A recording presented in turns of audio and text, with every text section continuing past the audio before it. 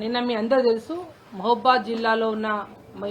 TRS party ప్రజాప్రతినిధులందరం కూడా గిరిజనులందరికీ కూడా ఏదైతే లగచర్లలో జరిగిన ఘటనకు గాను అందరం కూడా వాళ్ళందరికీ సంఘీభావం తెలిపాలి, వాళ్ళ మనోధైర్యం నింపాలనే ఉద్దేశంతో ప్రత్యేకంగా కూడా నిన్న ఇవాల్టి మహాధర్నా కార్యక్రమానికి గత 2 రోజుల నుంచి ఎస్పీ గారి దగ్గర ఇటు రవీంద్రరావు గారు అయితే మా పార్టీ నాయకులు అందరూ కూడా ప్రత్యేకంగా వారిని కలిసిన తర్వాత వారు కూడా చాలా సానుకూలంగా నిన్న మొన్న వారు కూడా మీ పనులు మీరు ఏర్పాట్లు చూసుకోండి, ఎటువంటి ఇబ్బంది ఏం లేదు, రెగ్యులర్గా జరిగే ధర్నాలే కదా, దాంట్లో పెద్ద ఏమి ఇబ్బంది లేని చెప్పి వారు స్వయంగా ఎస్పీ గారు మాకు మాట ఇచ్చిన తర్వాతనే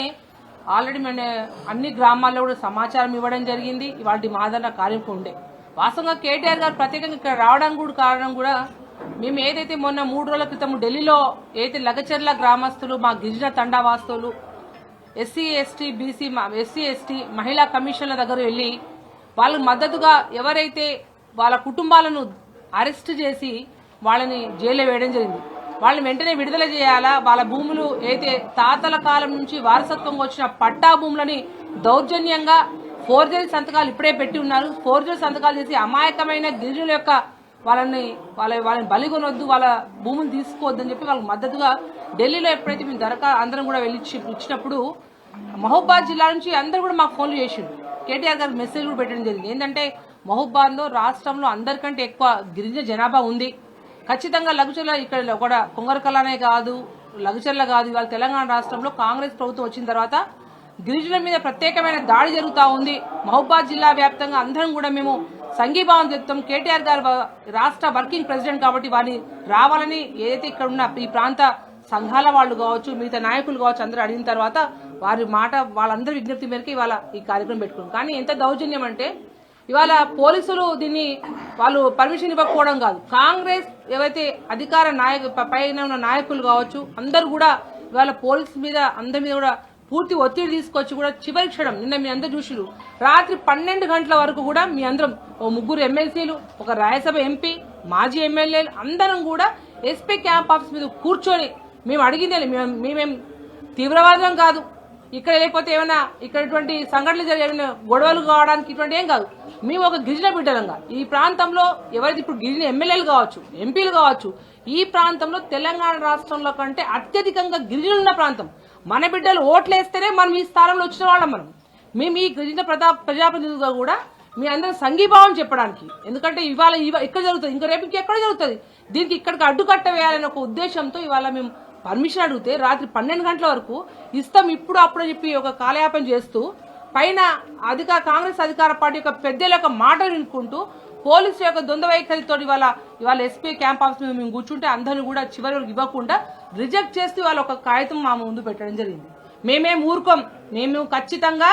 ఎటువంటి ఇబ్బంది అయినా ఎటువంటి ఆటంకం అయినా సరే ఈ మహబూబాద్ జిల్లా హెడ్ క్వార్టర్లో కేటీఆర్ గారిని తెచ్చుడే గిరిజనులకు అయితే లగచర్ల గ్రామంలో 5 తండావాసులు 700 కుటుంబాల వారికి జరిగే అన్యాయాన్ని వాళ్ళకి అడ్డుకట్టి ఎటువంటి ఇబ్బంది లేకుండా వాళ్ళ మనోధైర్యం నింపడానికి ఈ మహబూబాద్ జిల్లా హెడ్ క్వార్టర్లో ఇక్కడ అన్న గిరిజన ప్రాంతం